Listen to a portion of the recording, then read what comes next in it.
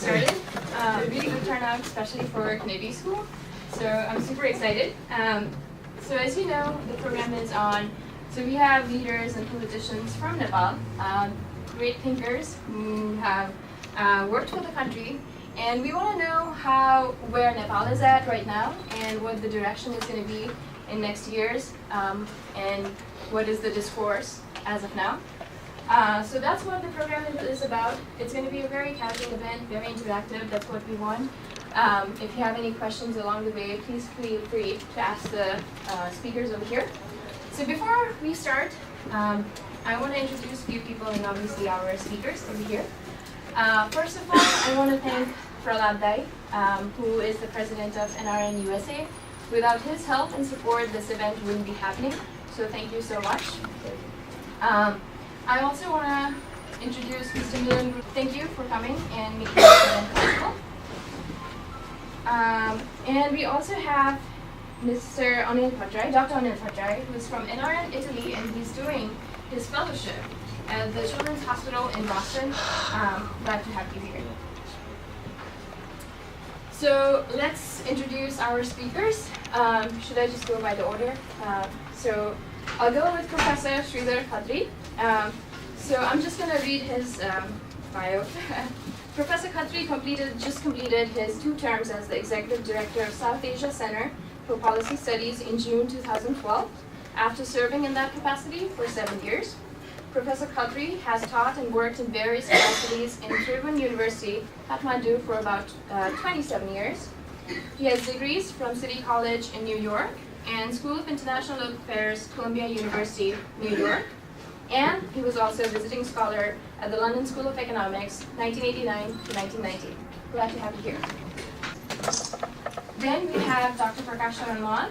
He is a member of the Central Working Committee of Nepali Congress Party. He was involved in various national political and social work, including peace and consensus building activities. Dr. Mohammed was a member of Constitution Assembly before its dissolution in May 2012, and he was involved in the democratic movement since his student days in Nepal, and he has held various leadership positions. Dr. Mohammed has a PhD in economics from Southern Illinois. Prakash Ranwal, he is the co-chairman of Rashtriya Janshakti Party, and he was the member of Constitutional Assembly under the proportional representation system. Dr. Lohani has held various ministries, actually Ministry of Finance and Ministry of Foreign Affairs.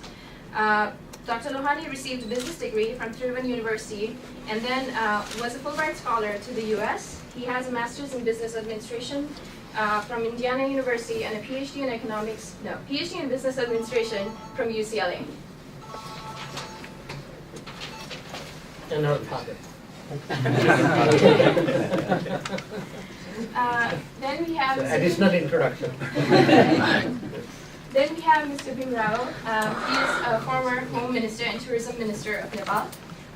In 2008, he was also a member of Constitutional Assembly under the proportional representation system. Mr. Rao holds an MA in Political Science and a BL in Law from Tribhuvan University. Glad to have you here.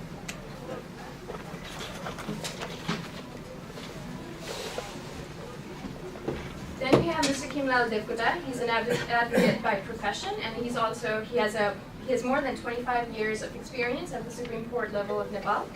He received his master's degree in political science, sociology, and anthropology. That's a long list.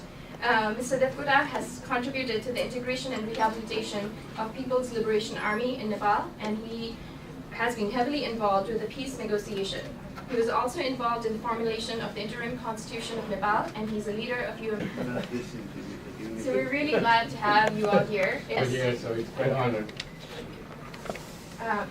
So before we start the discussion program, I think I would like Prahlad Dai to speak more about NRN USA and how our community is in Boston, and perhaps start with this discussion.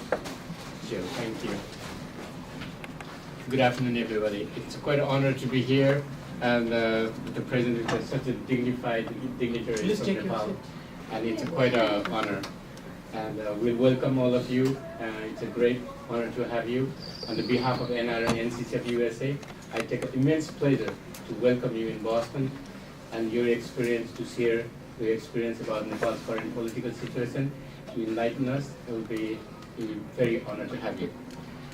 Let me just tell you what NR and NCC of USA is all about. And we are very different organization than the local. We have over 450 local organizations in the US right now, registered. The NR and NCC is very different. It's an advocacy organization. We are a bridge between Nepalese organization with the Nepal government. Our goal is very different than compared to local organization.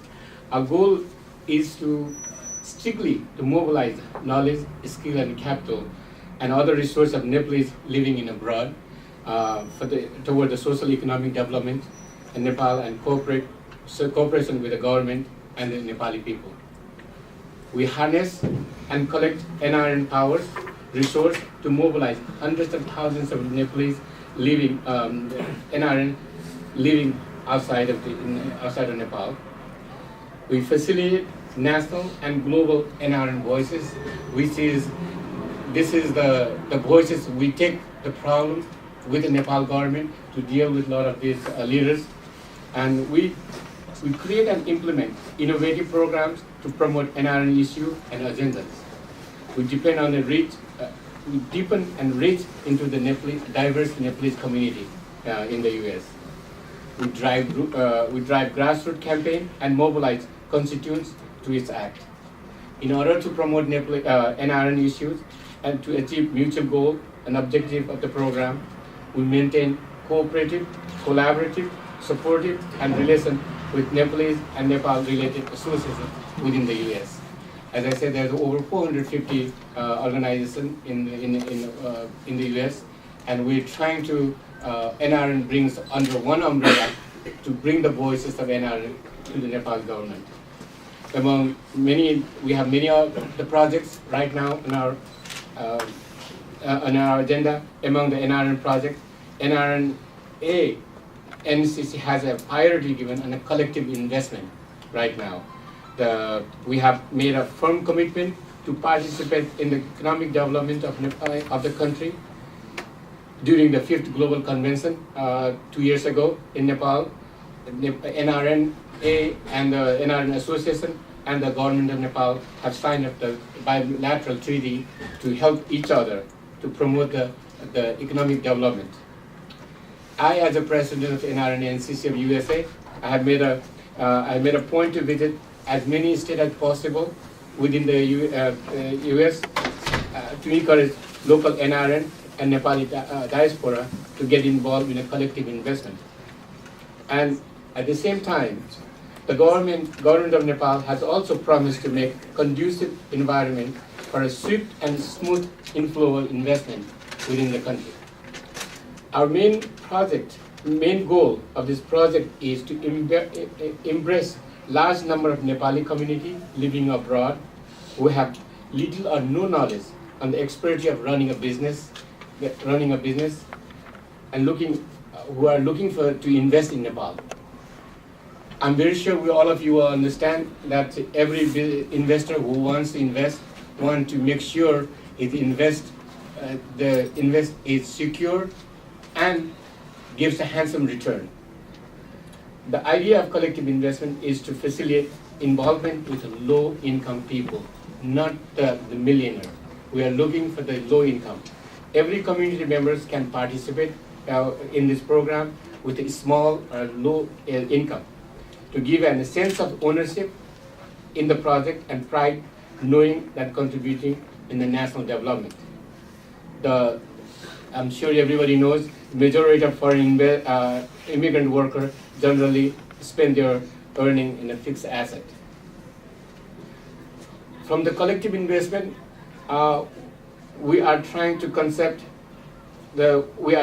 mobilize the remittance fund to move to more productive sectors, thereby ultimately contributing in the overall development of nation. As you all know, the foreign remittance is one of the main source for foreign exchange earning in Nepal. According to Nepal Rashtra Bank, it counts about $3 billion a year. These remittances are currently 78.5% of this remittance goes strictly for the real estate. 13% goes to the education and health, and only 8.5% goes to the trade and investment. Recently, NRN and CCF USA has launched the National Partnership Program. We plan to unite Nepali diaspora under one umbrella within the US. And in every business organization, I'm sure you know their problem and opportunity. The situation in Nepal right now, we look at as an opportunity.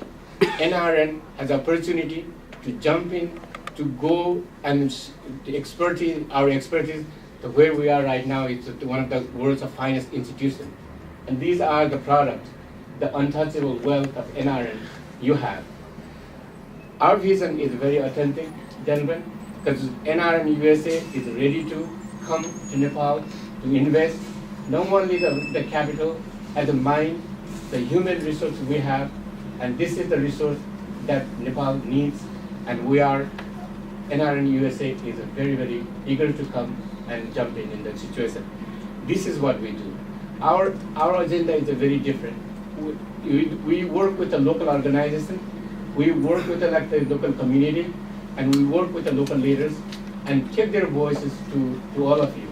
And our biggest right now is, I'm sure you know, that NRN is seeking from all of you is dual citizen, which is, we're not asking a dual citizen, it's like a continue the existing our citizenship. That is also one of the agenda we have in right now. Yeah, we'll ask the questions as the discussion moves forward. Thank you, Prahlad. NRN community is ready to go back to Nepal, but all of us are kind of not there. We want to go, but we're still here. We don't want to go back. So, as leaders and as thinkers of the country, what do you have? What do you say to students or people like us who are waiting to come back, and I'm sure I speak for many Nepalese here when we say we want to go back, but we want a little bit of political stability, and we've been waiting for that stability for God knows, for a while. What do you have to say to us?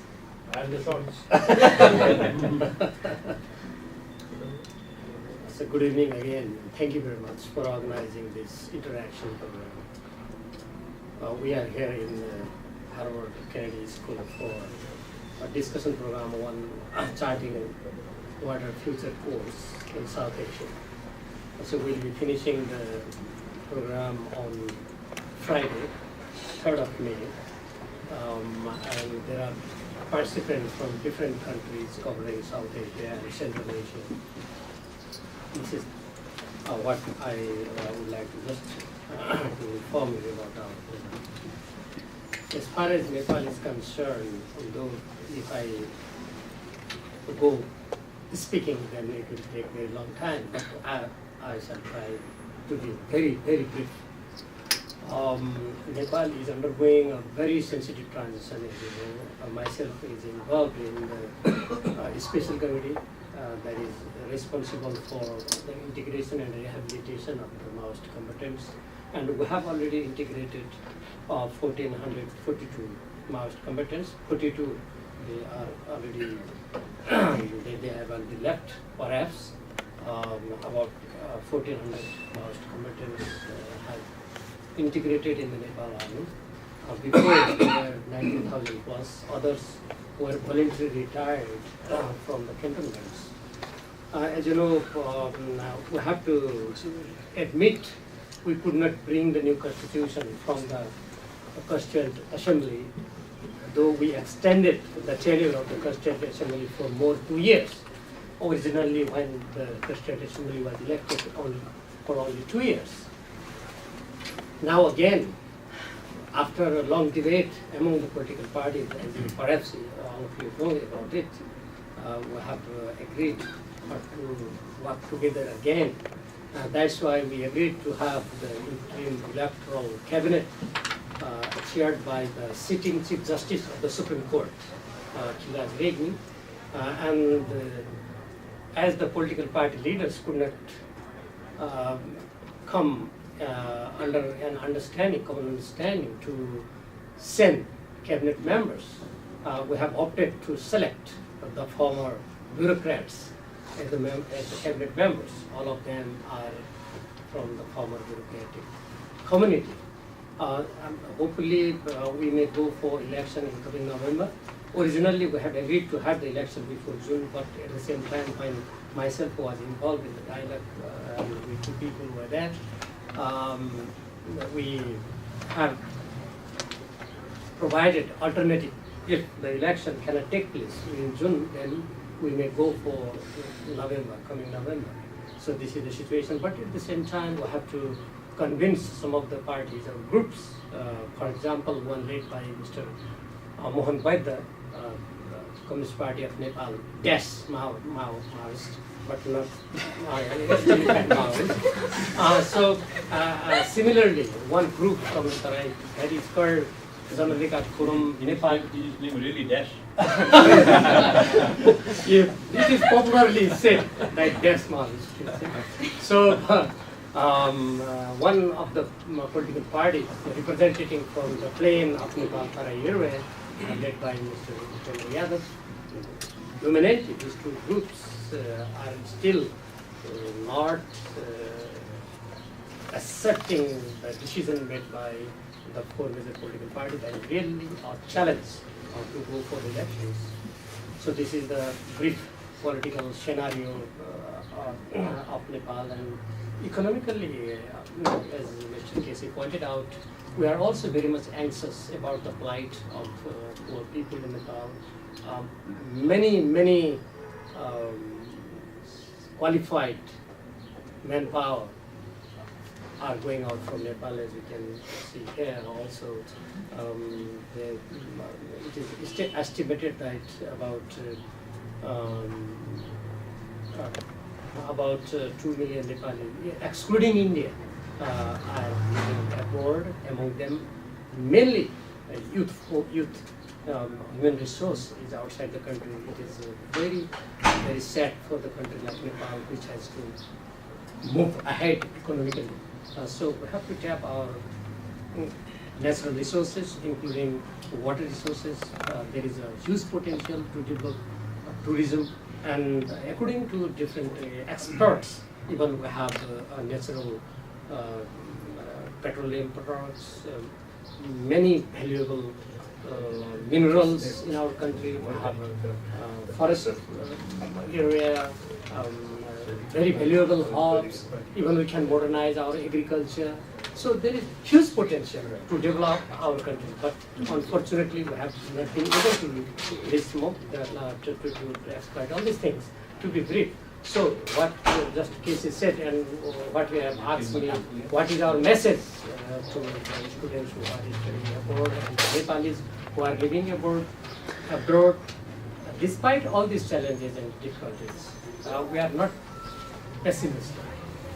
We are optimistic, and we think, as we have seen in Europe, even here in the United States and in other countries, sometimes the countries go through different upheavals and the difficulties and the challenges. Our country is also facing the same thing today, but we hope it will be changed, and our country will be democratically stabilized. We'll have a new constitution. After that, despite all ideological differences, the political parties which are meant for that go together to bring that aspired economic change, political democratic stability, and tap the students like you and others for the development of our country. And we are also very much ready to invite our NRM people and others who are living abroad now for investment in many areas. We political parties are also looking forward to bring that sort of change. Well, thank you, Pragya, and thank you, Praladji, for arranging this meeting. And a few things already Mr. Rao has already discussed. I just like to say that when you are saying that when Nepal will have a rule-based system, so that is why we have a problem. We don't have constitution. We don't have We are having problem in enforcing rule-based system because of the lack of constitution and lot of uncertainty. We overcome this insurgency, but the legacy of insurgency and violence is still there. So people feel uncertain. People are not sure. People who want to invest, not sure whether their investment will be secured or not. So this is the situation. This is the reality. We have to accept that reality and try to overcome that. When we are saying why we don't have this kind of rule-based system and why we don't have constitution, so I want to go back a little bit. Why this is happening? Major problem with Nepal is we fail to agree on system of governance, type of political system. Still we are not able to have 100% consensus on that. That is why we are suffering. That is why millions of people are leaving country. For example, we fought for democracy for a long time. Monarchy was not reconciled to democratic system. After 1990, we thought that there is reconciliation, that monarchy was ready to be a constitutional monarch, and we will have elected government. That happened, and Nepal took a very positive, steps towards prosperity, rule of law, and open society, and investment environment. But again, monarchy was not compatible with that change. At the same time, another force emerged. The Maoists were not compatible with that set. Then again, we have a new situation where that the kind of consensus we thought we had in 1990 was again, missing. Ultimately, what happened? Monarchy was not compatible with having little power. The result was monarchy was gone because another polarization. The mainstream political party also thought that how many times should we give this opportunity to the monarchy? So let it be. So everybody agreed to throw away monarchy. And then Maoist forces there. They had one ideological baggage. He's here. I don't want to elaborate on that. So for them also it took quite a bit of time to realize that in 21st century, only way to go forward is a system where plural value is accepted and rule-based system. There is no other way to go. So we have all the experiment we have seen all over the world. There is no scope for Nepal to again and again experiment on failed, path. But still there is doubts of the one faction of the Maoists, which is still opposing election. They think that we still, think that previous value we cling on, still that is valid. So still we don't have 100% consensus on political system based on plural value. That is why there is a doubt when we could not agree on a government, political government, to conduct an election. What happened then? Now at the local level we have we didn't have elected government, and the bureaucracy is running the local government for last 17 years. Now we have at the central level also bureaucracy is run. So political actors, political parties are outside. So this is an unfortunate situation, and this is also shows that still there is a lack of 100% consensus on this plural value-based political system. That's why there is uncertainty. That's why we don't have rule-based system. That's why there is a doubt. That's why youth are leaving the country. So, but saying this, as Mr. Rahul said, I am also not pessimist. We will sooner or later have a rule-based system, most likely sooner, and we need to have an election. There is no other way around. Even though this government is not a perfect government, not ideal government, but we have to make sure that this government leave the office by having an election as soon as possible. That is the only way to bring back the politics in track and have a new constitution. Everybody knows that we failed to agree on constitution. And again, because of the different value of the different parties, there is a hesitancy on the part of extreme left to accept a political system based on the pure value. That is why I think even though we said we disagree on the type of the federal system or this and that, but the inside story is that they are not really comfortable with that system. But I hope that by now Prasandaji must be, I hope is comfortable, Bhattrai is comfortable. I hope very soon Mr. Vaidya will also feel comfortable, because there is no other way around. So I think once that happens, once we have this election, that will set a new course, democratic course, and democratic constitution. And then I think the disappointment and frustration amongst the youth who are leaving Nepal, we will be able to gain back their confidence in Nepal and Nepali politics. Thank you. What happened in the past, and then since we are here, a lot of us already know what happened in the past. So still, I think the question Pragyanti asked still remains unanswered. What is the way forward? All you have been talking about is what happened in the past and how. That is important. Past is important because Past is important. Because I said even now, even today, we don't have 100% consensus on democratic political system. That's why we have problems. That's why I am giving some background.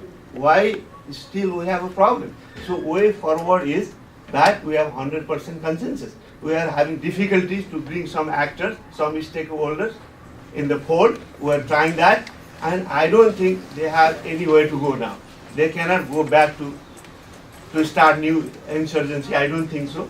So they will come. There is no other way forward. So I think background, and then you can talk about the future. Otherwise, you cannot just say that okay, future will be everything fine. You can't say that. There is a basis why it's not happening, but I am confident that it will happen. Very briefly, I say 3 things. First, to resolve the present crisis, election in November first. Second, to bring the new constitution on time. Third, to initiate the economic development, mobilizing our resources, and tapping our also human capital. I think I said all these things. Thank you. I think a lot of the frustration comes from the fact that we've been hearing the same thing since 2008, but here we are in 2013. I think that was the gist of the question over there. I have been seeing Professor Khatri smiling as our speakers were speaking, so I wanted to hear your thoughts on the discussion that went on. Thank you, Pragya. I have a privilege of speaking because I don't represent any political party. So I don't have a package that I want to sell to you. It's just a reaction. Just a few observations briefly before I go into the future question. And I'll say from the very beginning, I don't know what the future holds. But first, I think the question you asked about students, I think there are 3 parts in the earlier question you had. Students, NRN, and political stability. I was also a student here, and most of us in this panel were also students here. We went back, some in the 70s, some earlier, some in the 80s. Now, one of the things that I would really say to our young colleagues, basically the people who will shape it, you can't be observers, you have to be part of the process. Either you decide to because you are also the movers and shakers of the future. And don't be an spectator hoping that everything will be perfect for you. I will guarantee you it will not be. Second point about NRN. I think NRN has become very proactive, has taken initiatives. It is waiting for responses from government. I think there's slight frustration for the NRN also because the government can't take decisions. But you'll have to forgive the government because the government can't take decisions on many issues, including the progress of the country itself. So I think some degree of patience, and also I think your ability to mobilize and push forward. That is your art that you have to develop in doing. In other words, don't wait for things to happen for you. You have to make it happen. Coming to this compound, that famous phrase of Kennedy, about doing. I think that has a very strong message for you also. The other thing is the third point about stability, and this relates to what I said earlier. I've had the privilege of working in different capacity with this group and these gentlemen, and also in terms of discussing some of these issues. There are many things about Nepal that is very disconcerting, depressing, and there are many issues that we can be very critical about, legitimately. But one thing that I noticed is, throughout all these processes of difficulties, political parties, despite their differences, have continued to dialogue with one another. That is something that you don't see, for example, in Bangladesh between the two ladies. In Sri Lanka, you see a lot of difficulty that is happening right now with Rajapaksa government becoming more arrogant in the process. In Pakistan, you have had serious difficulty between Nawaz Sharif's party and the PPP on this. India is a more established democratic process. But I think the silver lining that you see in terms of Nepal, and this is where I think the future projection really comes in, and there is hope, is that there has been a dialogue process continually. And I'll give you just two examples before I hand it over to others. One is, I think the last government made a major success in terms of integration and rehabilitation of Maoist combatants. We no longer have a large group under arms or in a cantonment. That problem has been tackled. And I think part of the credit also has to go to the Maoists among the other political parties, because without a Maoist prime minister, it would have been very difficult to implement that, especially when you had to send Nepal army personnel to cantonment. If other parties had done it as a prime minister, that would have created serious difficulty. So in a way, this dialogue process and the continued interaction, I think, shows a lot of promise in Nepal. I'll tell you, I was asked by NBR, I think you might be familiar with the NBR, National Bureau of Asian Research here, and make a projection of what Nepal might be like in 2025. I was looking at health and human security issue, and I made predictions, which I regret now. The main prediction being no one, and I could not envision about 2 years ago, that the CA would be dissolved without writing a constitution. That was unthinkable, but that is what politics is like in Nepal. And I don't think, we can't be a distant observer all the time, because when you comment on politics, you have a responsibility to do something about it. And students definitely have a way with modern technology and communication to do it. NRN also has a responsibility, like all Nepalese do. Anybody can pick this up, okay? I have one comment and I have one question. First, the question. One of the things I hear, by the way, I just came back from Kathmandu. I took my family and grandson and taken it every so often. So I am very closely tied there. One of the things I hear is that, there are many constituents like the Tamang, the Gurus, the Madhises, everybody wants a part of the country. That particular aspect, how can that be resolved? Just due to time. What is your thinking on that? Anyone can pick that up, okay? And I'd like one of the politicians to pick it up from this. So we have two politicians waiting to make remarks. So it's either Dr. Dlhar. Yeah. Thank you again. Thank you, sir, for asking us to take part in this meeting. I remember in 2001 when we started the MRN when I was associate with government at the time. When the Mahara was the chair.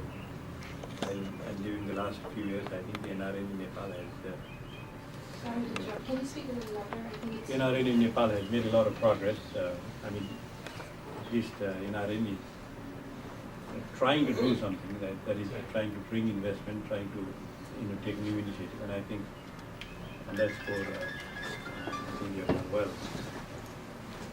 And certainly, as Marji said, the remittances that we receive from the NRN all over the world comes to over $3 billion, and that is giving us that the cushion, in fact, solve our political problems. Because if we didn't have that remittances coming, if we didn't have that money flow coming, I think it would have been very difficult for the Nepali society to stay where it is now. And maybe the NRNs have been providing the time for us to solve the political problems. As Rahul said, the basic challenge for us was to have a constitution, and we do have an interim constitution, and it's there. Because there is a framework, the interim constitution, but we wanted a constitution that didn't have the word interim, a constitution in Nepal. And we had the constitution assembly for that purpose. It was for 2 years, we struggled for 2 years. I was also part of that process. In fact, all of us here were there. For 4 years we struggled, but we failed to promulgate the constitution. And in a way, that's very interesting. The process was very interesting because there was never a shortage of dialogue. There was constant dialogue all the time. One of the things that I've found remarkable among us is we are very good in sitting around the table and talking. But we never come to any decision. And has been the characteristic. But still, the first part is good because at least we are talking. And finally, the hope is that ultimately we will come to a 4 years we failed, and the primary reason we failed is that we can accuse each other here. In fact, when we are in Nepal, the Nepali Congress will accuse the UML, and the UML will accuse the Maoists, and we will accuse all of them. Because we are the smaller party, we will say, you big guys have spoiled it. But it's a kind of collective failure. We have all failed in that process. So it's going to be accusing each other. People will not say, well, this is the party that has failed. People will accuse all the political parties. And if we want to get away from it, we'll have to deliver the constitution. We'll have to. And one of the reasons why we failed was because we really didn't take the task of constitution drafting seriously. I mean, we are primarily involved in heading the government. In fact, all the political parties were involved in who becomes the prime minister. And a remarkable spectacle was we had an election for the prime minister. And for 17 times there was voting, and I voted 17 times. That's for his party, by the way. But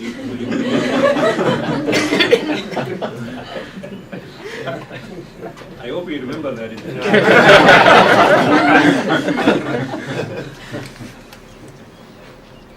And we couldn't make it. The UML, the big man, Prachanda, his party man, we also voted for him 8 times. He gave it up in the 9th time. He said, enough is enough. And he quit. So the struggle was basically focused on who becomes the prime minister, not on drafting the constitution. That was one of the primary reasons why we failed. And I hope once we have an election now in November, and I feel reasonably certain that we'll have an election. The challenge is there, again, is can we muster the courage to come to a compromise? I mean, it will be a compromise that will not satisfy all of us. Each side will have to give in, but it will have to be a compromise, and so that we are able to get the constitution. I think that's the number one challenge, and that's the number one reason why investors or people are reluctant to invest in the economy. Not just foreigners, and not FDIs, but even Nepalese who are there, who have money. There is no shortage of capital, in fact. People have the resources, people have the money, but the thing is, what's going to happen after November? Will we have a constitution? What kind of state will we have? Will there be rule of law? Will it prevail? These kind of things are still in people's mind. And when it comes to investment, people would want to be sure on some of these questions. So, on that score, I think this is a challenge to all of us, and it is no use for us to accuse each other now. We just have to get together and deliver the things to the people. Otherwise, if we cannot do that, then I think then all the political parties will lose their credibility. They already are losing credibility. In fact, the kind of respect, the kind of image that they had when they first came 5 years ago, then has really gone down. And now, if in the next, even after this election, they are not able to give the nation a constitution, and I don't think the political parties will have any. Political parties' credibility will be so low that, I mean, you couldn't imagine what's going to happen, because there will be power vacuum, and in that case, what's going to happen there, internal, external pressures, and all kinds of things, because external pressures happen, external intervention happens when you are internally weak. When your internal political forces, when they lose credibility, when they lose the trust of the people, then outside influences come in. So we don't want to be in that situation, and so that makes us say no. Do you want me to Thank you so much, but I think we still want to. I think I will very clarify. He asking for why is the ethnic city base? Yeah. I thought there was two parts here. One, first you make a statement, and then you answer the question. Yeah. So probably that part is true. And and just give you an example. Just give you the way we are going. Even our economic development from 1980 to 1990. Nepal's growth rate was 4.8%. It's not a stagnant society, by the way. It's coming up, even in the midst of all this confusion. From 1990 to 2001, our growth rate was 5.1%.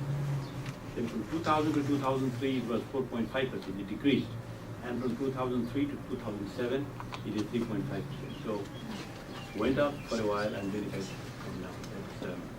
It shows, the state of people's mind, I think. That's one part.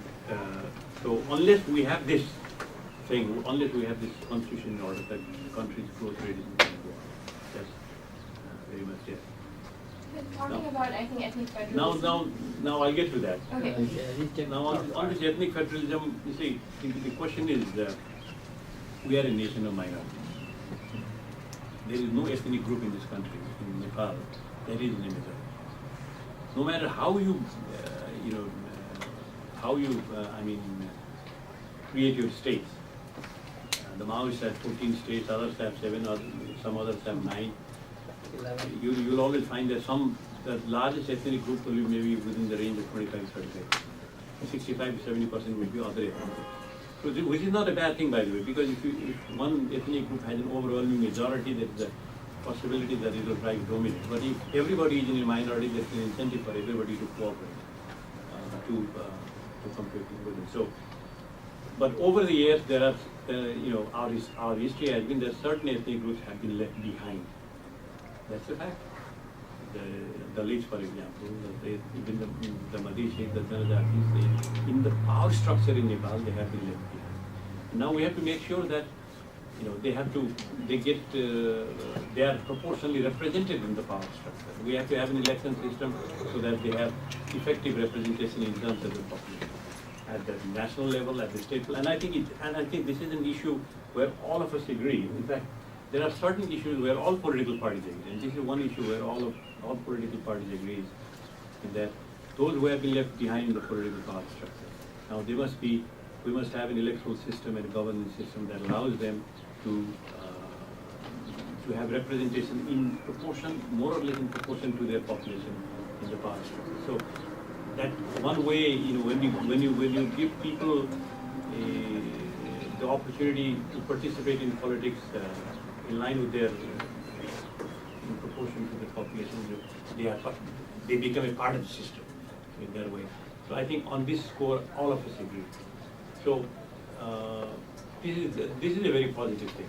And also on the economic side, on the state, the facilities that the state offers to different groups, all of us, in fact, all the political parties more or less agree that there has got to be affirmative action and different forms of affirmative action. And many proposals have been put forward. In fact, in the last constitution drafting process, more or less it has been agreed that we'll go to the Human Development Index, and those groups who are below the national average will get special facility for a certain number of years until they come up above the national average.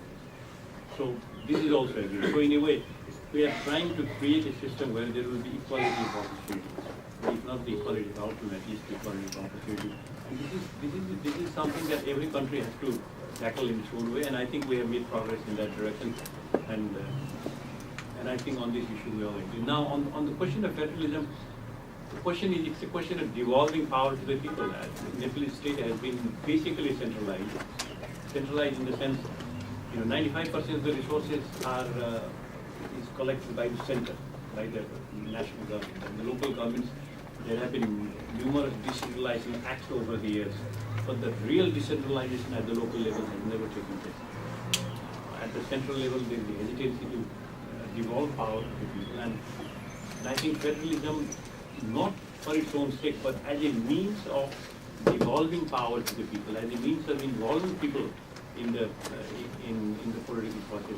It is in this context that federalism has been viewed, and I think more or less all political parties have agreed that we'll have to have a federal system. Not because this is an objective, but because this is now probably the best way of devolving power to the local level. Because this is something we have not been able to do since 1950 in the parliamentary era. We did try decentralization act. We passed the decentralization act, but still the central level was still remained strong, and the effective decentralization never took place. So devolving power to the people, that's the logic of federalism. And as far as ethnic federalism is concerned, I don't think ethnic federalism in the sense of there's a question of do you want an ethnic federalism or a federalism that gives you a certain identity? You want a certain ethnic group. These are different concepts. And I think more or less over the last 4 years, all political parties have agreed that ethnic federalism in the sense of giving special power to certain ethnic groups. Now that is out of the question. That before the law, before the constitution will regard all groups as the same rights and responsibilities, and there is no question of one ethnic group having a special privilege. So more or less that issue, in my understanding, that issue has been settled. But the question is, as far as the naming of the states is concerned, now the demand is for many ethnic groups is, well, since we are at least, if not the majority, we are 25% or 30% or 35% of the population. So why not have some mechanism so that our ethnicity, our identity is reflected in the name of the state, in naming the state. Now that is the issue that has come up, and how do we solve that problem? Because there will be another 70% who don't belong to that particular ethnic group, and they will say, well, no, I mean, we are 70%, you are only 30%, how can the state be named in terms of your ethnicity? Now this is an issue that has come, but I don't see that as a major issue, because there have been alternatives that have been proposed that combine, that give that propose names in such a way that it kind of satisfies all. So these options are being looked at. So I don't see that as a major issue. The only question is, how many states do we have? Here also, we are gradually coming to the point that the size of states, between the smaller state and the larger state should not be too much.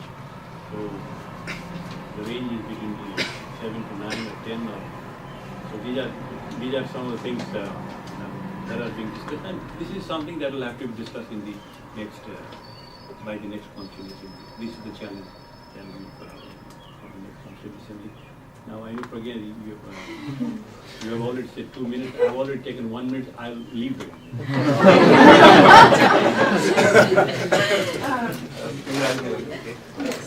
Do we have questions?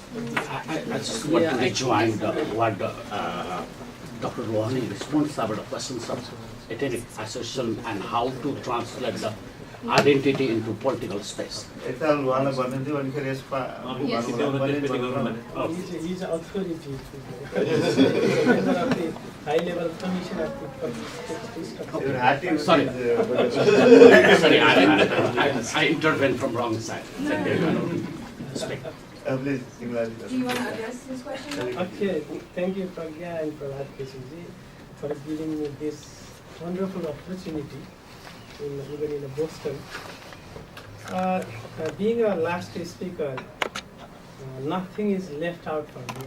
I think. That's why it is my privilege. But let me share very few things.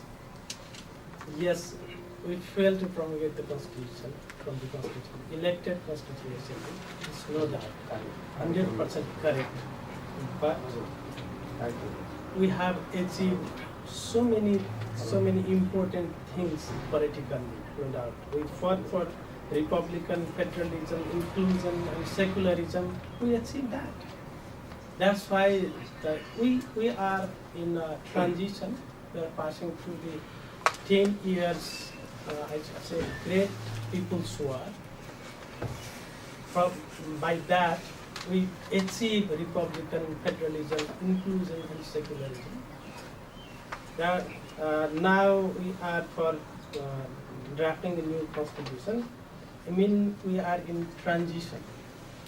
Situation of transition, do not try to compare very stable country. If you look from the United States and compare to United States and Nepal, it's not going to be here. That's why we are in transition. And within being a transition, we can see we have a lot of hope and a lot of frustration. We can see that half glass of water, we can see half full of the glass, and we can say half empty of the glass. So it is a perception. My request is to you, let's work. We are in transition. We are passing through transition, and another good thing is that our transition is not very much worse than others transition countries. That's why this is our good thing. And second thing is you are in America, who fought against the federalism before 200 years. They removed federalism, feudalism at that point. But now we are just fought against feudalism. Just we removed leader of the federalism, feudal monarch. We just removed. Then we have to do so many things. That's why it is not comparable.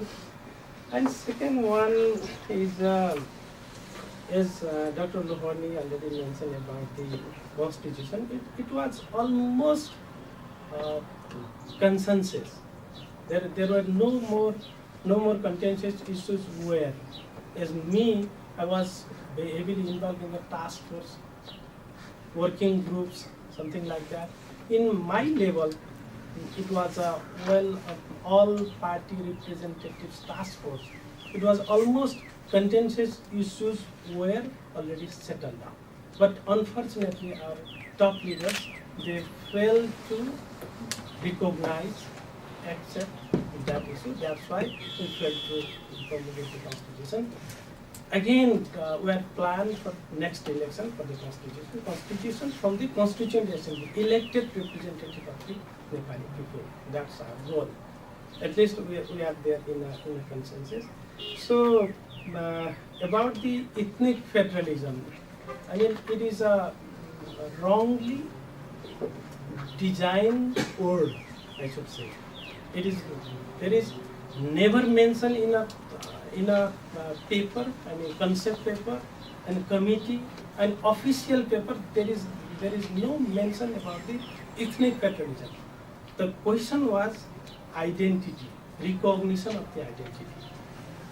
That's the issue. That's why we're not going to divide the country more than 100 ethnic groups and more than 50 and more than 50 different groups. We're not going to divide the country on that. But we should address, we should recognize those community and groups who are oppressed from the past regime. That's the question. And that was also almost it was settled. It is not a question. And this is not a. I got a cross question for you. Probably I came a little late. I apologize for that. Why I'm just asking the cross question is, look like I hear for the both of the leaders in my statement. So I think all the leaders agree for the federalism, then ethnicity. Why dissolve the constitution? And 2 years, 4 years, and you still talking for the transition. That means next election, if I say if will, then it be transition for another 2 years and 4 years. I think it needs more transition period. So why that happen? And the second question, if you say blame to the leaders who are doing so many, seminars in the different, resort, and they steal for the government fund, and they don't do nothing job. So do you think this leader go to election again to the public? How you answer for this question? Thank you very much for your questions. Republican, who achieved, who gave you Republican, that's the leaders. Federalism, inclusion, secularism, who gave you, that's the leaders. Yes, okay, I'm going to accept that. We failed to promulgate the Constitution, including our leaders. That's the mistakes, I should say. But these are the gift. The leaders, they are given to you. That's why it is not appropriate to blame such a heavy way to the leaders. And second one. We have a follow-up question Yeah. to that. I'm sorry. It seems like this is a very contentious topic. Yeah. So, In the spirit of pushing back, I'm a little skeptical of leaders giving the Nepali people anything. I think sovereignty has shifted to the people, and when when people make a statement of leaders vesting anything on the people, I would push back on that pretty heavily, because I think that's the shift we have now, that the sovereignty vests in the people. And if we have another setup where leaders are, or elites are giving us sovereignty, I think we have to go to a revolution again. Okay, you people sitting in the United States, if you are ready for revolution, we welcome that. We welcome revolution. Nobody can reject it, and nobody can accept it. If you have a power, if you have a courage, if you have a plan to have a revolution, yes, okay, country will welcome that. but don't you need to have a vision? About the sovereignty. We just keep up couple years. We've been fighting for the revolution so many years. Okay. We are not stay here like a long time. I think born here. let's talk like that way. About the sovereignty, people are sovereign. Every people cannot use their sovereignty right. In a multi-party democracy, party use the power, elected peoples use the power, leaders are also elected people, and people, they have already given power to the leaders. People already have given to the power to the government. That's why they can take a decision. Every people, they cannot take a decision. This way we have to understand about the sovereignty. About the economic development, and most of the so many youth are here outside the country, potential human resources outside the country. For that, what we decided, my party, Unified Communist Party of Nepal. Only the party who decided separate resolution, separate document for the economic development. Without economic development, we cannot retain and remain the political achievement. That is that's why. Do not be much more frustrated. We should have a hope. We are trying our best to resolve our consensus. I'm not going to blame, and I'm not so moved to receive any blame and accusation. It is not the appropriate forum to do that. Just I'm trying to share some hope. Future is hopeful, I think. We were not trying to blame anyone or anything. I think this was just a discussion, and I think in the spirit that we've stayed away from Nepal for so long, and from our perspective, it's just a little frustrating to see your country go through it. And as Professor Khatri had said, maybe we should go back and change our country for better rather than have new leaders. But anyways. Yeah, so sorry. So I was texting one of my friends, and he had a question. He couldn't come here. He was in his lab, busy in his lab, and he wanted me to ask a question. So he was really surprised that 3 of the past ministers are here, and one of the leaders from Maoist is here. So he wanted to ask me to ask you to answer a question about to name one thing that you are proud of that you did for the country when you were as a minister, and one as a political leader. Just one thing that you are proud of. I've already mentioned 4 things. Sorry. So there is one, the most important thing that you are proud of. Republican, federalism, inclusion, and secularism. 4 things. That is for you. So can I ask other speakers? Go ahead. Let me briefly clarify the things what you have raised. First, federalism. All of us know that our country is a multicultural, multilingual, and we have more than 125 ethnic communities. More than 123 languages are spoken. So in such a society, with geopolitics is also a very sensitive location. In such a situation, we need more cooperation. And even during the debates inside the Constituent Assembly, we could not agree how we delineate the boundaries of the provinces and how should be the nomenclature of the provinces. That's why we could not bring the new constitution. It is a reality. And the debate is going on. Whether we can pick up any name of a particular ethnic group, giving the name and going for the self-determination and special rights to a specific community. That is still a debatable question.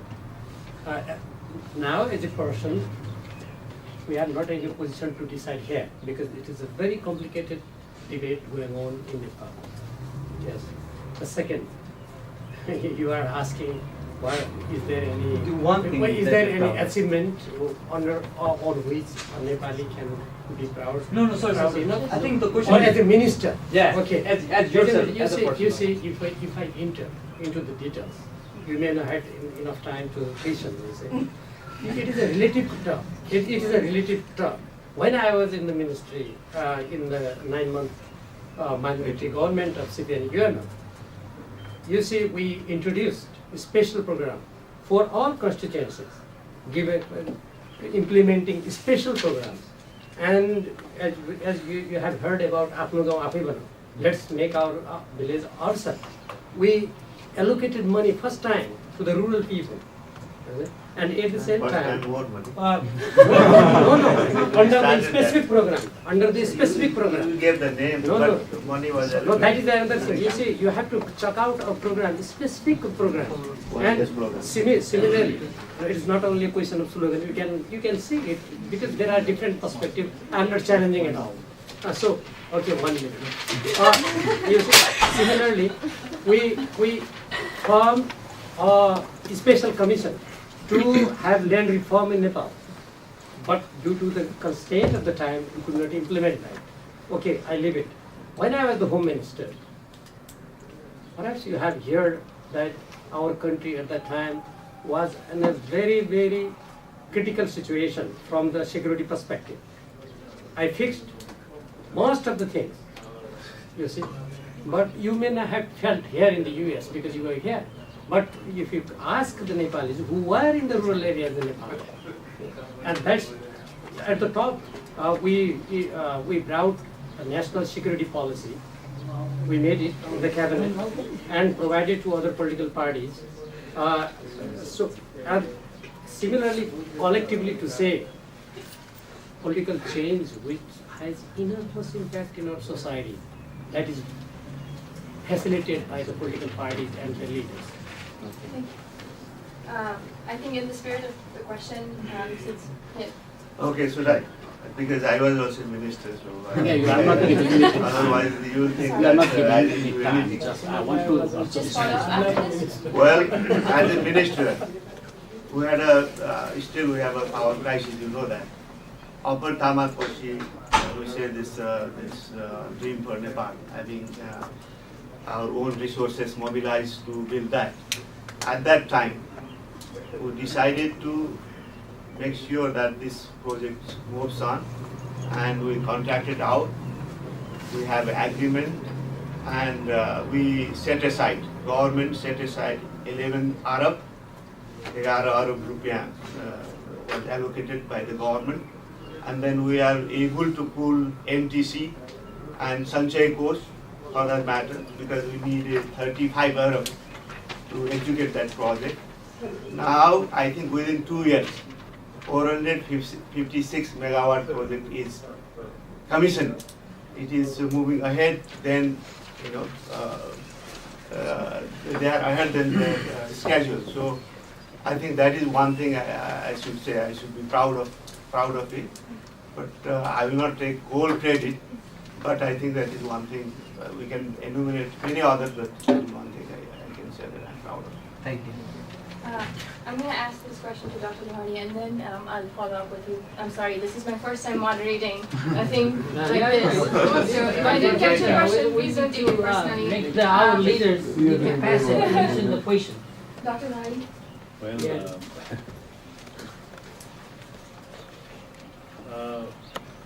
let me just say that when I was finance minister, it was interesting. Nobody had asked you a question. If you meet your friend again, tell him that we appreciate his question. In fact, it's very important. It's a good question. That's really putting the fellow on the top. He's proud of Yeah, something to do it. I think when I was finance minister, the first time, the policy was not to allow any other banks to open, because the general conception was that if you allowed competition in banking, that the state bank would be destroyed. And that was the first time when I was there, that was a long time ago, we changed the banking laws, and we allowed private banking in Nepal. And on the so-called 1:3 principle, meaning we allowed foreigners to invest in banking in equity, 1/3.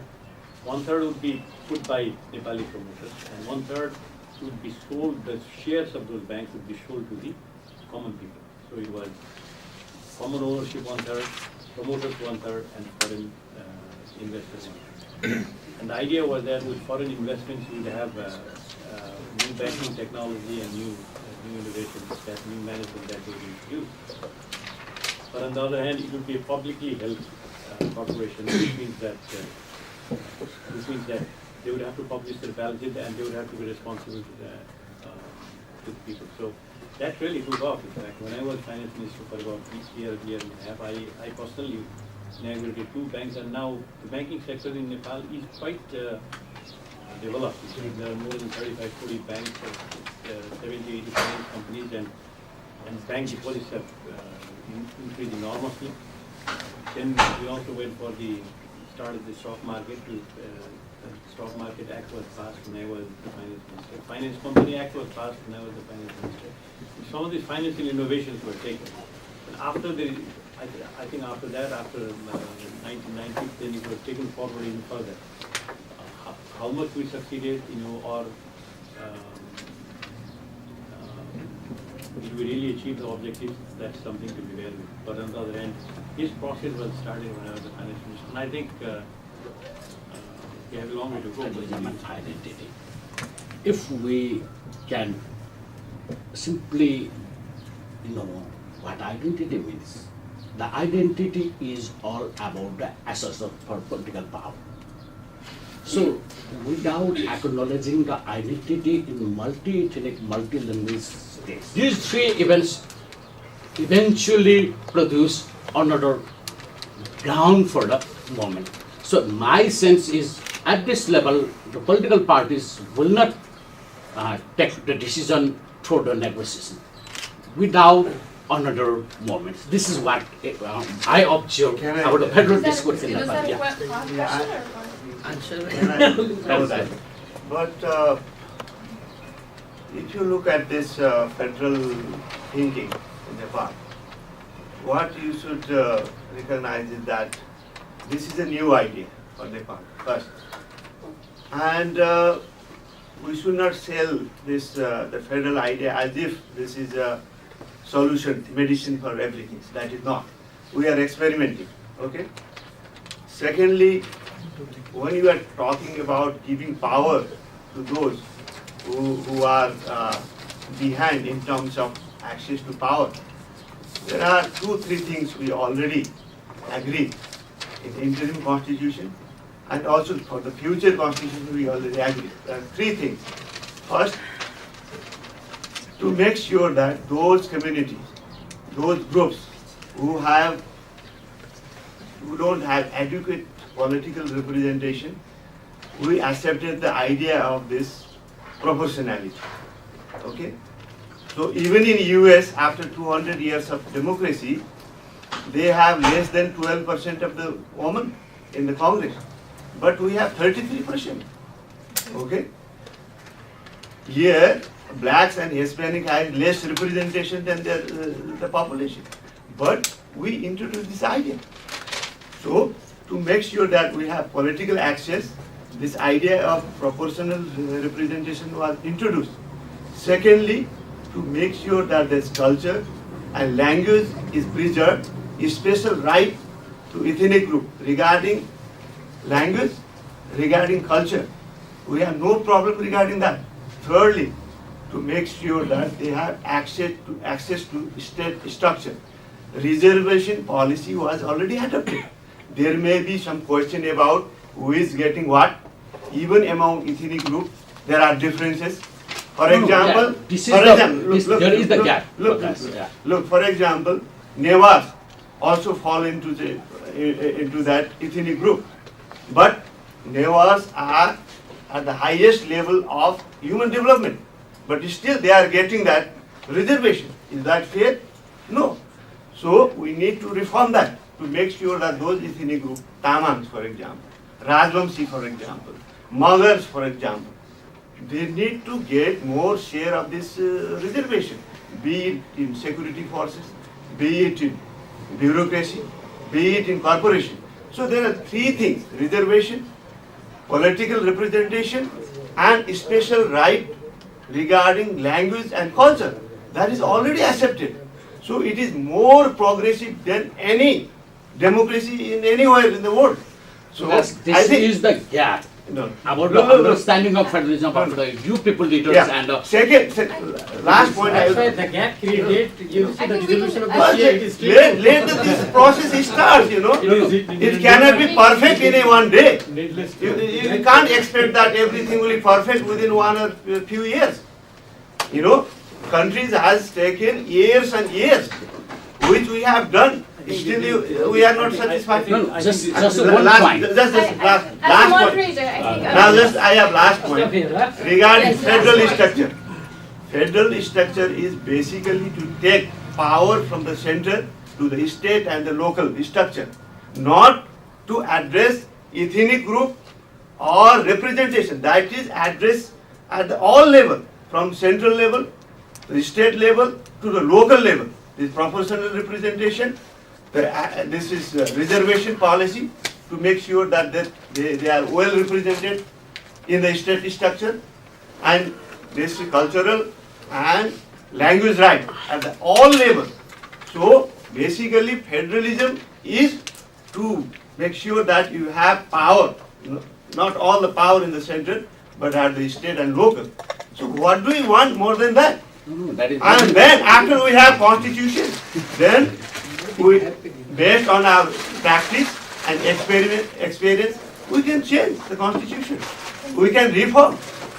So don't expect that what I think or you think, based on that, if you start to, have a quarrel over that, we will never have a constitution and we will never have a democracy. And what ethnic or, other the actions we will be talking.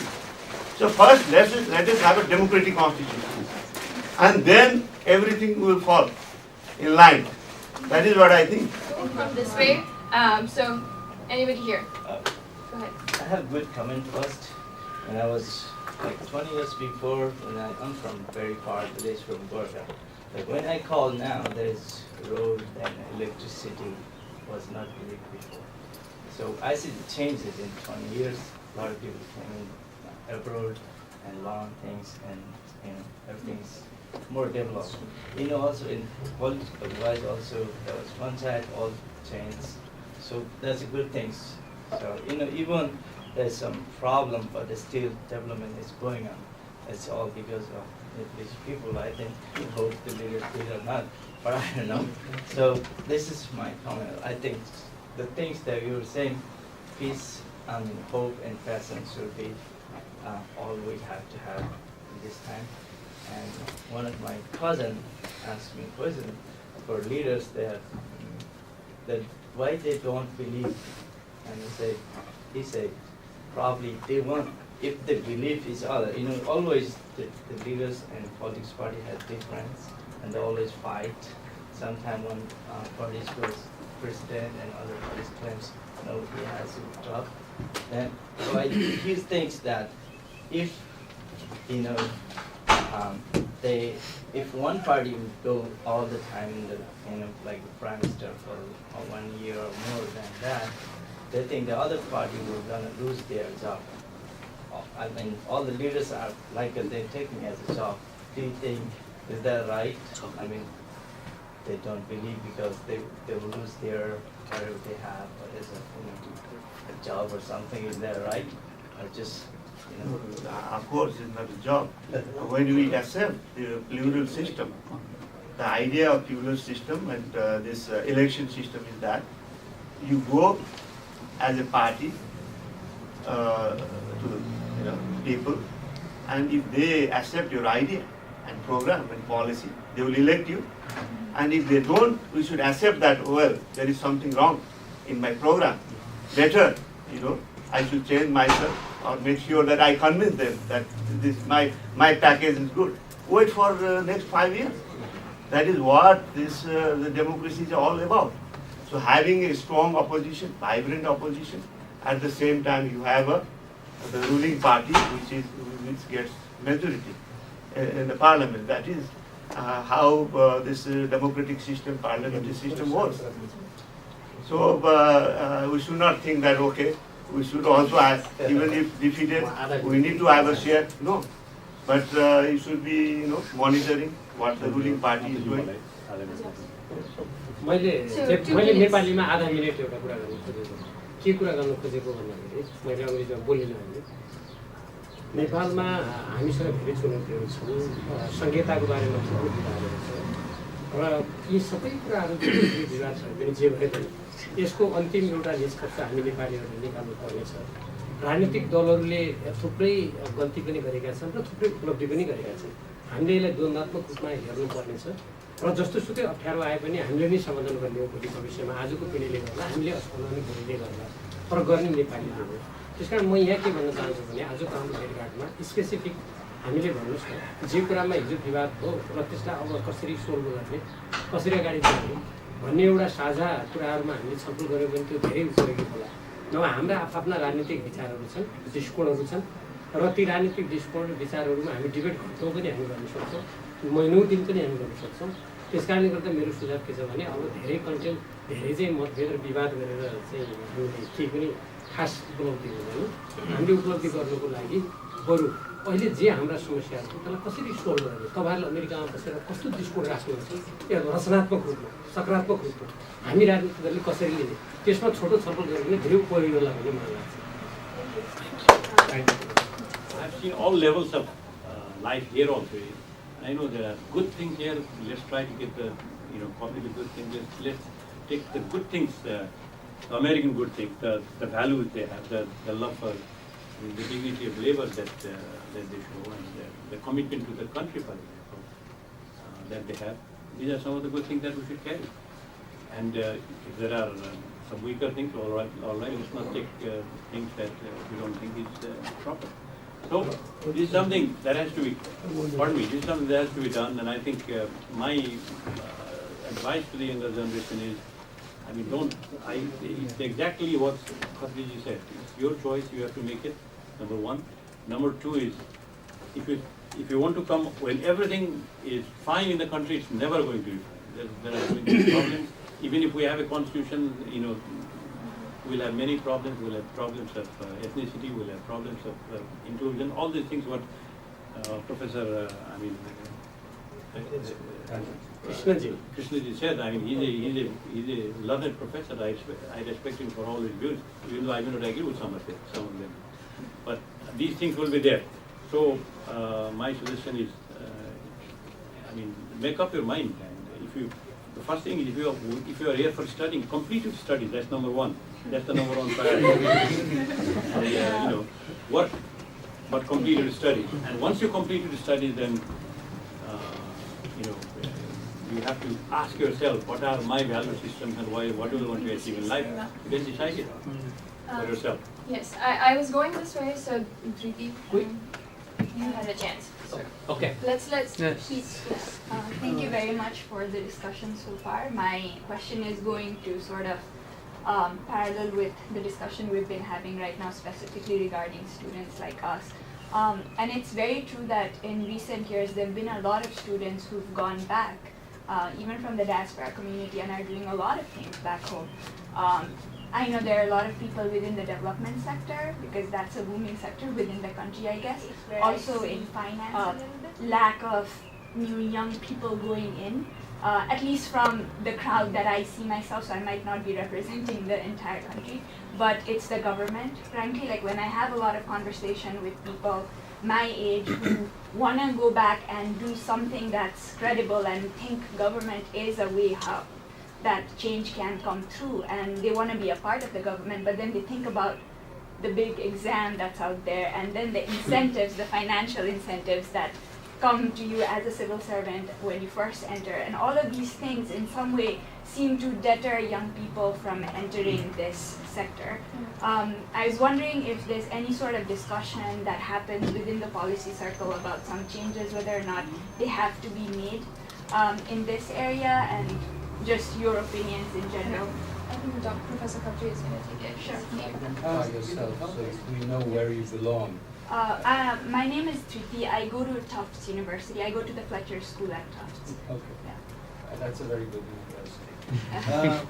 Okay. I think you have a very correct approach towards the whole thing.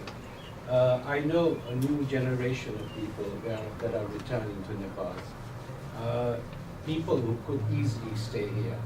People who have gone to one of the best universities in the country. And I think there is a certain drive for that, which is very understandable. The question that you asked about why not the government and why else everything else, I think is a good question, but also at the same time, and let me put it the other way, why the government? Because it shows primarily that there are opportunities in Nepal in so many other areas. Before, the government was the main employer in the country, which was basically not a good sign in a way. It does not show the dynamic nature of the country.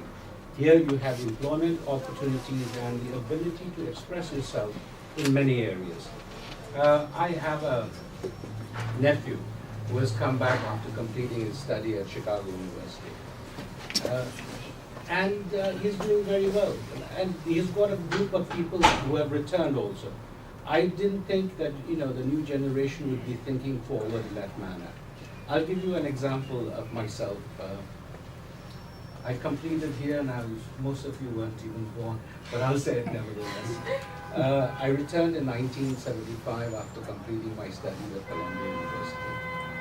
Question was, I wanted to look at go into the foreign ministry. After going back, at that time, 17 years for promotion from section officer to undersecretary. And for 17 years you're going to rot there and you're not going to even decide any key issues after all the exposure you've had. Then you begin to search for other places, which is, I think, a good sign now these days that there are other avenues open in the country, which wasn't there back in 1975. Therefore, what I'm suggesting is, when I said earlier, you think about your opportunities, what you want to do, and believe me, one other thing I will add. To do something for Nepal, you don't actually have to go back also. I'll add that one additional caveat. You can have a strong community here that supports initiatives in Nepal. That will be equally good also. But my one suggestion that I've seen over 4 or 5 decades is, it is very, very easy to be a critic, a cynic, and you end up in a habit of not getting out of that rut. But please try to do, at least going back to your point, which your colleague asked about the minister, one contribution. Ask yourself what one contribution you can make, even if you decide to stay here. And believe me, it is possible. It is very much possible. That was very profound. Just very briefly, yes, there is a discussion at the policy level to think about those people who are going out of the country, yes, policy level. And the second, you see, there may be 2 approaches. One approach, we have to do something for the country when the country is itself in the distress. One approach. Second approach, okay, there are difficulties and the country is in distress, leave it. So we have to choose in which approach we want to go ahead. Could I just have a follow-up on that? Can you do it offline? Sure, We have about 10 minutes, and I'm going to just take by one the way, question. May I just add one slight information on this? Before we used to talk about young people going out and calling it brain drain. World Bank has come up with a new concept, this brain gain that you also have. And you have brain gain not only with young people going out and maybe returning or contributing from outside, even illiterate laborers going from Nepal and coming back, they bring back skills, and that is brain gain. So basically, when you want to do something positive, all you have to do is think in the right direction. You may not have to go back to the country, you can even do it from outside. But it is up to you to make that decision, but to decide on a more constructive basis. One more question, and I think that's I got a question for the generally another question. I see that a lot of leaders is here, and I read the Maoist also for the election agenda. They got a dual citizenship. I mean, we have a Congress leader, we have RPP leaders, all the leaders here. So why all together work out for the 1 week and make the decision? This is the right decision, and our people outside the people who are living the we are here in America, some people in England, so we spend our money all the time more in Nepal, right? So whenever what the situation we have here, we watch 24 news for Nepal. We love Nepal. That's why we are waiting for that. Why is not gonna one commitment for all the political party decide yes, we gave to the NRN for the citizenship. Why? That's the final question for us. Do you want to address it? चारवटा कुरा यो नागरिकता कुरा भएको हुनाले नेपाली भाषा जान्नुपर्छ, नेपालीमै जवाफ दिन्छ होइन। वास्तवमा यो एनआरएनको इस्युमा फ्रम द भेरी बिगिनिङ म चाहिँ इन्भल्भ भइराखेको छु र त्यो त्यहाँ चाहिँ एउटा फर्मुलेट गरिसकेको पनि हो। खालि संहितामा कुरो मिल्न सकेन, त्यसकारण सबै चाहिँ सहमति भएका चिजहरू चाहिँ अहिले अलमोस्ट जिरोमा जस्तो छ। त्यस कारण यो इस्युमा हामी नै हो लिड गर्ने। माओवादी पनि घोषणापत्र देखेका थिएँ, अब मानिलिउँ माओवादीले रोके अरूले चाहिँ गरे भने जस्तो गरी प्रस्तुत गर्नु हो कि हामीले लिड गरेर किन दिन सक्दैनौँ? नेपाली प्राइम मिनिस्टर भयो नि त, माओवादी त 2 चोटि प्राइम मिनिस्टर भइसक्यो, अनि 2 चोटि भएर 3 चोटि नागरिकता दिन त सकिँदैन होला नि त। एकचोटि दिन सक्नु भएको छैन, त्यो इस्युका निम्ति हामीले कन्स्ट्रक्टिभली हामीले यो विषयलाई हेरेका छौँ। तपाईँहरूको आफ्नो मात्रै चिन्ता होला, किनभने बाहिरबाट हेर्दाखेरि नेपालको नक्सा चाहिँ असाध्यै रफ देखिन्छ कि नराम्रो देखिन्छ, काठमाडौँ देखिन्छ, तर वास्तवमा त्यहाँ त्यस्तो छैन। त्यसो भएको हुनाले हामी बुझ्छौँ तपाईँहरूको समस्यालाई कसरी एड्रेस गर्न सकिन्छ होला भनेर बुझ्छौँ। यो सँगै म के जोड्न खोजेँ भने लगानी बोर्ड हाम्रै पार्टीको सरकारको नेतृत्वमा बनायो नि। त्यो लगानी बोर्ड किन बनाएको? तपाईँहरूले लगानी गर्नु होला, त्यो लगानीको सुरक्षा गर्नुपर्छ भनेर बिपा सम्झौता किन गरे? त्यस कारण गरे हो नि त। तपाईँहरूले लगानी गर्नुहुन्छ, त्यसका निम्ति लगानी बोर्ड, त्यस कारण त्यसको सुरक्षा गर्नुपर्छ बिपा। यस कारण हामीले यो गरे। दोस्रो कुरा यो। तेस्रो कुरा चाहिँ फेरि तपाईँले यो आइडी दिने कुरा पनि त्यो फर्चुनेटली हामी अन्तरिम संसदमा भएकै बेला एनआरएनहरूलाई चाहिँ परिचय पत्र दिने काम पनि त्यही बेला पास गरे। त्यही डेभलपमेन्टहरू बेसी धेरै कानुन चाहिँ हामीले बनाइदियो है फेरि हामीसँग थियो। त्यसो भए हुनाले मेरो फाइनल कुरा के हो भने यो परिस्थिति हामीले ल्याएको, यदि यसो नल्याएको भए हामी लडाइ हुन्थ्यो होला, योभन्दा वर्स्ट सिचुएसनमा हुन्थ्यो। त्यस कारण अहिले कम्पेरिटिभली पिस हुने भने राम्रो कुरा भएको छ, तर यसलाई ट्रान्जिसनमा छौँ, यसलाई कम्प्लिट गर्न बाँकी छ। यो परिस्थितिले हामीले नै ल्याएको हो, अरू कसैले हल गरिदिने होइन, हामीले नै हल गर्ने हो। तेस्रो कुरा बहुदलमा होइन मल्टी पार्टी डेमोक्रेसीमा दलहरूको विकल्प हुँदैन, आलोचना सबै दललाई गर्ने हो, किनभने तिनले हल गर्नुपर्छ समस्या भन्ने कारणले हो। त्यस कारण तपाईँहरूले गरेका आलोचनालाई हार्दिकतापूर्वक स्वीकार गर्दै निराश नहुनका निम्ति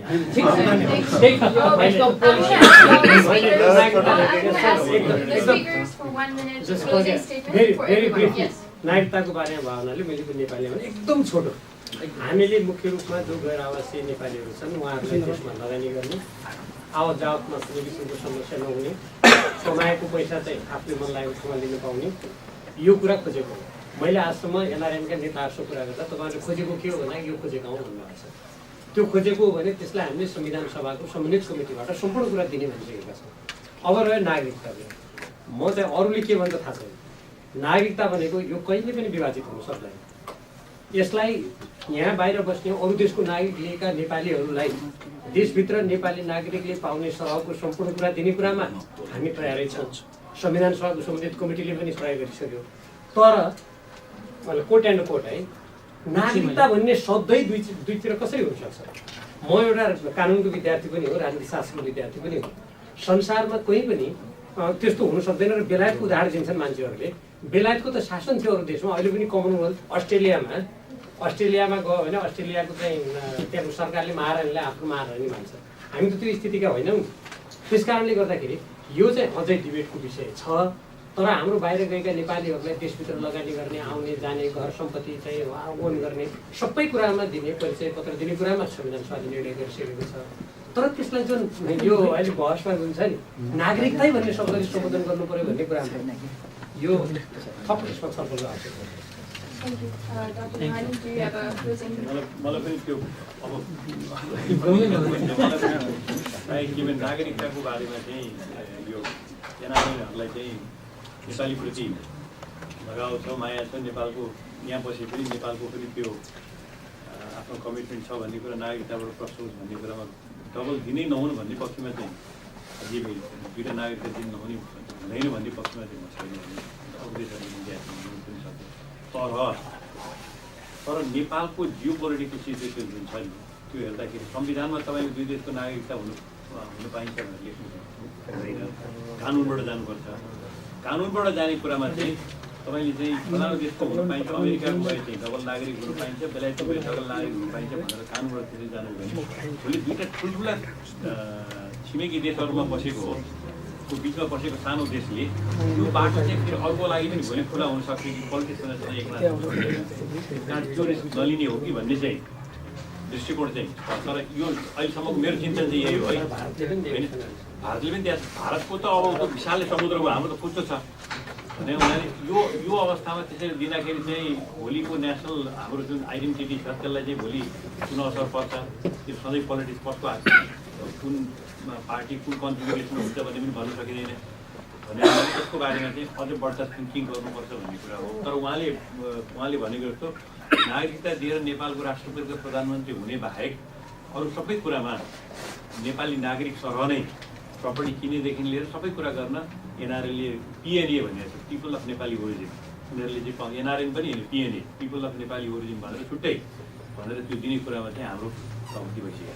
त्यसमा दिनुमा चाहिँ के हाम्रो अलिकति म भन्नु पहिलो कुरा त यो मलाई लाग्छ जहाँ समस्या हुन्छ त्यहाँ अपर्च्युनिटी पनि हुन्छ त्यस कारण जस्तो चाहिँ इन्क्लिनेसन छ जाउँ कि भन्ने आई थिङ्क निराश हुनु पर्दैन जस्तो लाग्छ अब सबै सेटल भएपछि अपर्च्युनिटी पनि सेचुरेट हुन्छ है अहिले कम भएको बेला मान्छेहरू कम चाहिँ स्किल मान्छेहरू नेपालमा भएको बेला त्यो बेला जो जान्छ त्यसले चाहिँ आफू स्पेस बनाउँछ जस्तो लाग्छ अब दोस्रो कुरा जहाँसम्म यो एनआरएन उहाँले पनि राख्नुभयो प्रहलादजीले पहिलो कुरा त म एनआरएनलाई के भन्छु भने उहाँ धेरै अब चर्चा त एकदम चाहिँ नेपाल जाँदाखेरि यो गर्दै आइरहेको हुन्छ तर कमसेकम पनि जो बाहिर बसिरहनु भएको छ उहाँहरूले जुन गाउँबाट तपाईँहरू आउनु भएको छ अरू धेरै एकदम चाहिँ हाई साउन्डिङ कुरै गर्नुपर्ने म जुन गाउँबाट आएको छु एउटा म काम गर्छु 2 वर्ष 3 वर्ष त तपाईँ नेपाल फर्किनुहुन्छ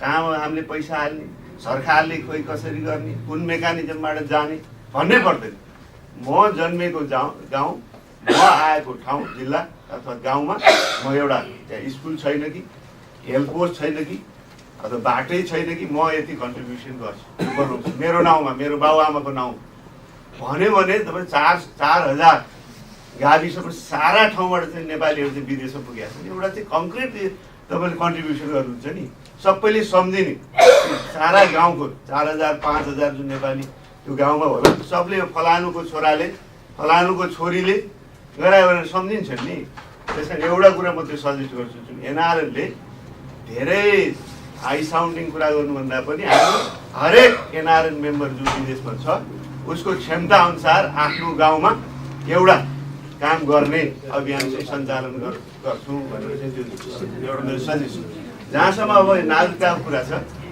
नागरिकताको कुरा के छ भने साथीहरूले भने जस्तै केही कम्प्लिकेसन छ तर पनि मलाई लाग्छ यो जसको अलरेडी नेपाली नागरिकता छ त्यसको चाहिँ के छ भने त्यो नागरिकता नखोज्ने भन्ने कुराहरू चाहिँ मलाई चाहिँ गर्न सकिन्छ जस्तो लाग्छ यद्यपि म चाहिँ आधिकारिक रूपमा यहाँ चाहिँ यही चाहिँ पार्टीको आधिकारिक धारणा हो भन्नु सक्दिनँ र के छ भने त्यो चाहिँ एउटा चाहिँ आइडिया हुनसक्छ जसले चाहिँ अब त्यो सबै छोडेर उ गरिसक्यो र अर्को जेनेरेसन डिफिकल्टिज होला तर चाहिँ those who are already Nepali citizen त्यसपछि चाहिँ अब विदेशी सिटिजनसिप यहाँको एक्वायर गरेर ओभरसिज उनीहरूको लागि त्यो चाहिँ भएको सिटिजनसिपलाई चाहिँ निरन्तरता दिने कुरा अब त्यसमा चाहिँ केही कन्डिसनहरू राखेर ती कुराहरू चाहिँ गर्न सकिन्छ कि भन्ने लाग्छ तर यसको लागि चाहिँ केही चाहिँ छलफल डिस्कसन चाहिँ गर्नुपर्छ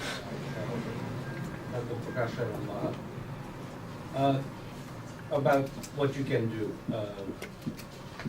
You are in a very privileged country, in privileged part of the United States, in New England. On top of that, you are at one of the best, attending this discussion in one of the best universities in the world. What is happening in Nepal right now is the remittance that Dr. Loni talked about, nearly $3.5 billion that is coming in. A large portion, if not the majority of that, is coming from not the privileged people staying outside. Let's be very frank. Yeah. It is those laborers who are risking their own lives and money, Yes. and they are the ones bringing it to Nepal. If they can do it, you shouldn't even ask yourself if you can do it. You can already do it in your sleep. Because we're passing through Doha and Dubai coming here. And I made one comment, which a colleague of mine had made. We have a stake in the Middle East. The Middle East is being developed by South Asians. It is our blood, it is our sweat that has gone into that. Without the South Asians, believe me, those constructions would be very expensive, if at all it would come up in that manner. So it is the stake that the Nepalese have put, and the examples set are by the poor Nepalese laborers. So I think you are in a very privileged position to do something. I know you want to do it, and it can be done.